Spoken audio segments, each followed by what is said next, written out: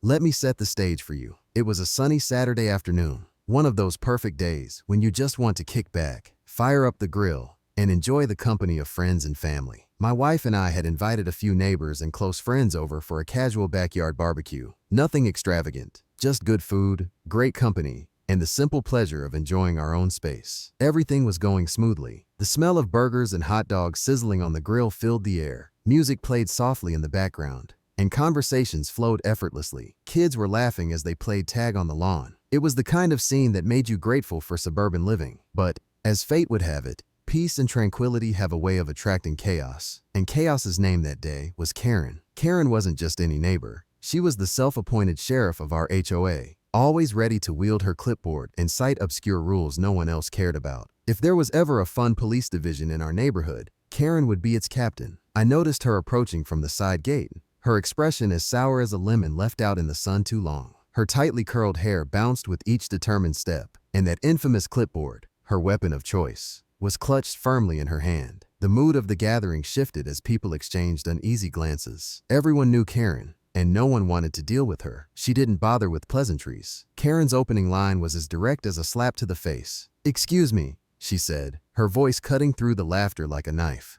"You're in violation of HOA policy." I blinked, genuinely confused. "Violation? We're just having a barbecue," I said, trying to keep my tone polite. Karen's eyes narrowed.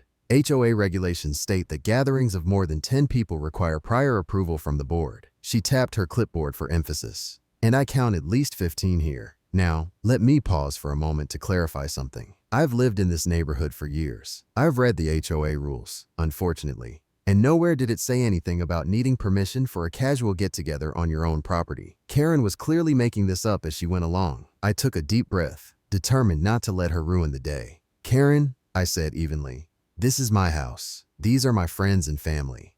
We're not disturbing anyone. We're just enjoying a nice afternoon." Karen's lips pursed into a thin line.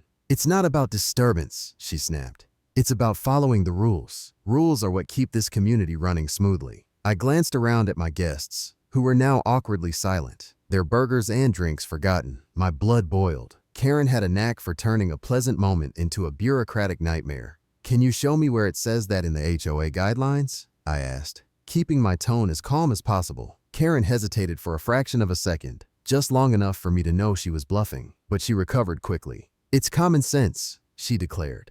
"And as a member of the HOA board, I have the authority to enforce these rules." Ah, there it was, the power trip. Karen thrived on wielding authority, even when it was entirely fabricated. At this point, my wife stepped in. "Karen," she said firmly, "we're not causing any problems. If someone has an issue, they can come talk to us directly. But right now, you're the only one disrupting this gathering." Karen's face turned an alarming shade of red. She opened her mouth to respond, but my next-door neighbor, Tom, beat her to it.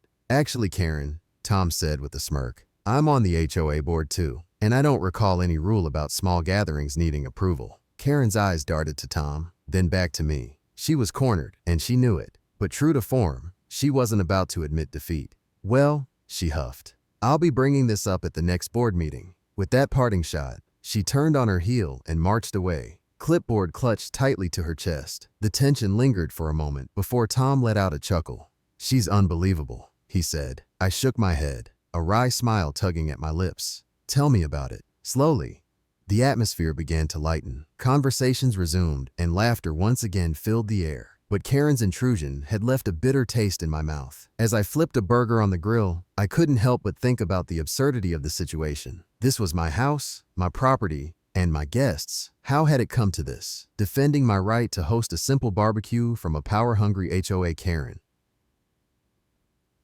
One thing was clear. This wasn't over. Karen might have walked away for now, but I had a feeling she was plotting her next move. And when that time came, I'd be ready. Stay tuned. This story is just getting started. After Karen's dramatic exit from my barbecue, I hoped that would be the end of it. But if you know anything about HOA Karen types, they never quit when there's a perceived rule to enforce, even if the rule doesn't exist. The very next day, I received an email from the HOA with a notice of concern attached. Unsurprisingly, it was authored by Karen. Her complaint? Hosting an unapproved gathering that allegedly disrupted the harmony of the neighborhood. The language was as dramatic as it was ridiculous. The notice demanded that I provide a list of all attendees at the barbecue, along with their addresses and contact information. Yes, you read that right. She wanted a guest list for a private event on my own property. I stared at the email in disbelief. Was this some sort of power play? Did she honestly think I'd hand over the personal information of my friends and family just because she asked for it? The audacity was staggering.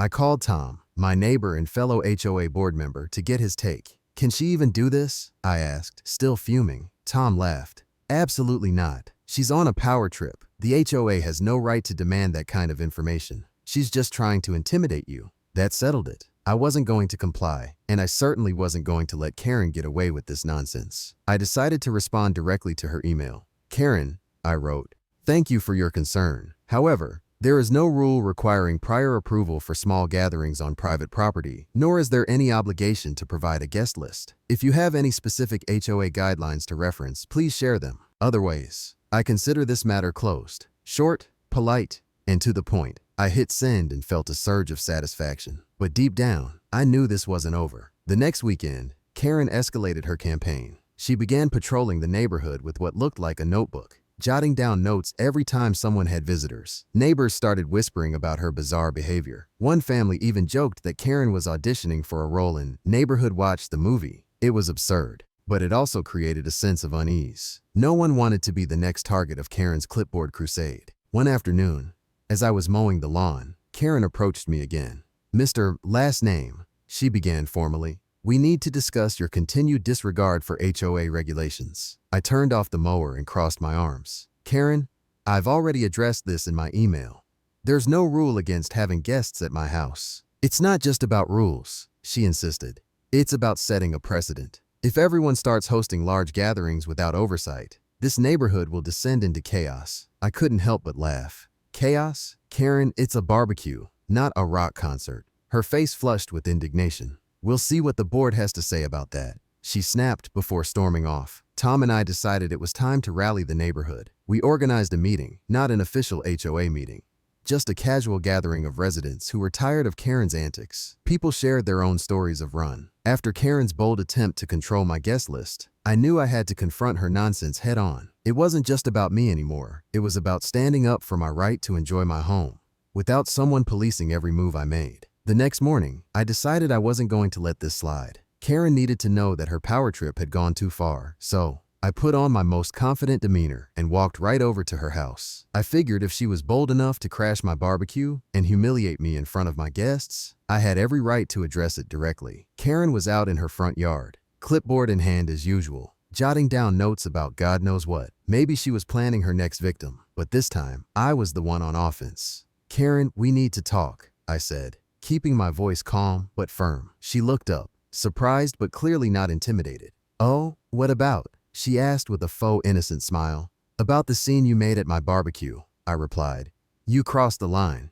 Karen scoffed. I was just enforcing the HOA guidelines. It's my duty as a board member to ensure everyone follows the rules. I held up a printed copy of the HOA regulations, which I had highlighted the night before. Actually, Karen, there's nothing in these guidelines that says I need your permission to have guests on my property. I checked. Her face flushed. Well, it's implied, she said defensively. We need to maintain order in the community. I shook my head. Implied doesn't cut it. You embarrassed me and disrupted my gathering for no valid reason. That's not enforcing rules. That's harassment. Karen's lips thinned into a straight line. If you have a problem, take it up with the board, she snapped. I'm just doing my job. Oh, I plan to, I assured her. But I wanted to give you the courtesy of hearing this from me first. With that, I turned and walked away, my heart pounding. Confronting Karen was nerve-wracking, but it was a necessary step. Bullies like her thrive on intimidation, and I wasn't going to be her latest victim. Later that day, I drafted a formal complaint to the HOA board. I outlined Karen's disruptive behavior and included references to the HOA guidelines to back up my points. I made it clear that I expected action to be taken. A few days later, I received a call from Frank, the HOA president.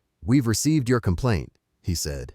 And frankly, you're not the first person to raise concerns about Karen's conduct. That was both surprising and validating. Really? I asked.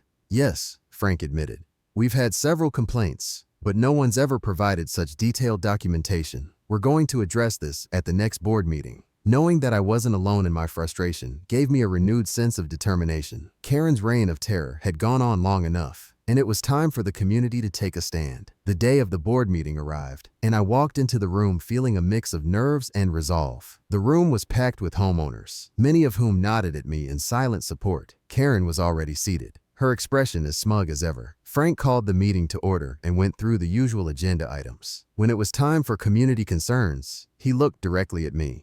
"Mr. Your last name, you have the floor." I stood up, holding my printed complaint. "Thank you, Frank. I'm here to address an ongoing issue with harassment and overreach by a member of this board." Karen's eyes narrowed, but I pressed on. On date of the barbecue, Karen disrupted a private gathering at my home, citing non-existent rules. This isn't the first time she's overstepped her authority, and it's time we put a stop to it. I handed copies of my documentation to Frank and the other board members. As you can see, there's no rule that supports her actions. What she did was harassment, plain and simple. Murmurs spread through the room as homeowners read through the documents. Frank looked serious. "Karen, do you have a response?" Karen stood up, clearly flustered. "I was just trying to maintain order," she insisted. "We can't have people doing whatever they want." "That's not your call to make," Frank said firmly. "Your role is to enforce the rules as they are written, not as you interpret them." The room erupted in applause. Karen's face turned red as she sat down, clearly realizing that her days of unchecked authority were over. Frank turned back to me. "We'll be discussing this matter further in an executive session. Thank you for bringing it to our attention." As I sat down, I felt a weight lift off my shoulders. The confrontation had been intense, but it was worth it. Standing up for my rights wasn't just about me. It was about setting a precedent for the entire community. What happened next would change the neighborhood dynamic forever, but that's a story for the aftermath. The day of the HOA meeting arrived, and I wasn't walking in unprepared. I had a copy of the HOA guidelines printed out, complete with highlighted sections showing exactly where Karen had overstepped. If this was going to be a fight, I was determined to win it with facts, not just frustration. The community center was buzzing when I got there. Homeowners were already seated, murmuring among themselves. I spotted Karen front and center, her ever-present clipboard clutched tightly in her hands. Her expression was smug, the kind that said she was already anticipating a victory. The HOA president, a mild-mannered man named Frank, called the meeting to order. After the usual pleasantries and discussions about maintenance budgets and landscaping projects, it was time for community concerns. Karen wasted no time. "I'd like to address a recent violation," she announced, standing up dramatically. "One of our homeowners held an unauthorized event on his property, exceeding the guest limit set by our community guidelines." Eyes turned to me as Karen continued. "This kind of behavior disrupts the harmony of our neighborhood," she said, her voice dripping with self-righteousness. "Rules are in place for a reason, and we all have a responsibility to follow them." I stood up, heart pounding but resolute. "With all due respect, Karen, that's not accurate." I held up the printed HOA guidelines. "Nowhere in these rules does it say I need permission for a small gathering of friends and family on my own property." Frank looked genuinely surprised. "Is that true, Karen?" Karen's face turned red. "It's implied," she insisted. "It's about maintaining order." "Implied isn't written," I countered. "And unless it's in writing, it's not enforceable." Murmurs rippled through the room. Homeowners were nodding, clearly tired of Karen's overreach. Frank leaned forward. "Do you have documentation to support your claim, Karen?" Karen hesitated, clearly caught off guard. "Well, no, but..."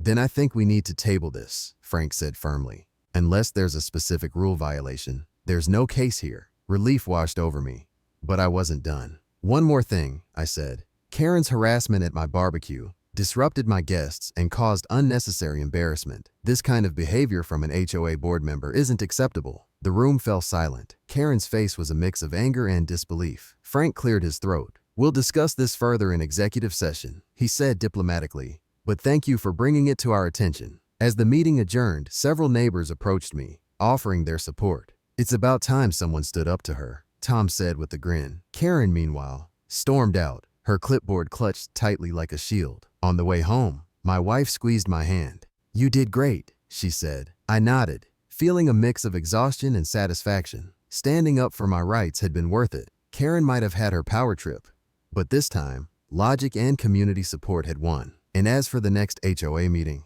let's just say I'd be ready. But hopefully, Karen would think twice before pulling another stunt. After the meeting showdown, things changed in the neighborhood. Karen, once the self-appointed HOA enforcer, kept a much lower profile. Gone were the days of her patrolling with the clipboard, ready to pounce on minor infractions. It was clear that the community had finally had enough of her antics. A few weeks later, Frank, the HOA president, reached out to me personally. "We had that executive session," he said. "Karen's behavior was formally addressed, and she's been removed from her position on the board." I was genuinely surprised. "Removed? That's a big step." Frank nodded.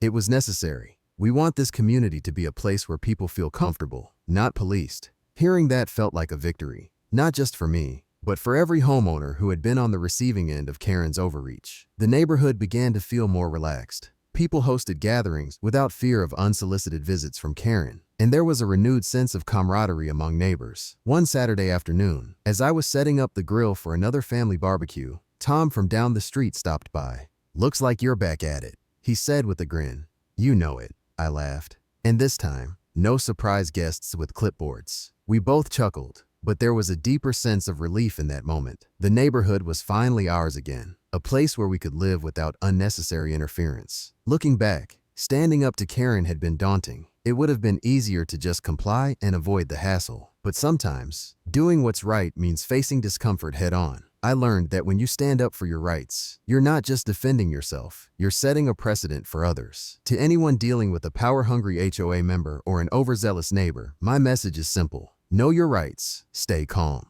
and don't be afraid to speak up. Bullies thrive on silence, but they back down when confronted with facts and community support. As for Karen, well, I haven't seen much of her since she was removed from the board. Maybe she learned a lesson about respect and boundaries. Or maybe she's just waiting for her next power trip. Either way, I'll be ready. In the end, the real victory wasn't just about winning a single battle. It was about reclaiming the right to enjoy my home without unnecessary interference. And that's a win worth celebrating.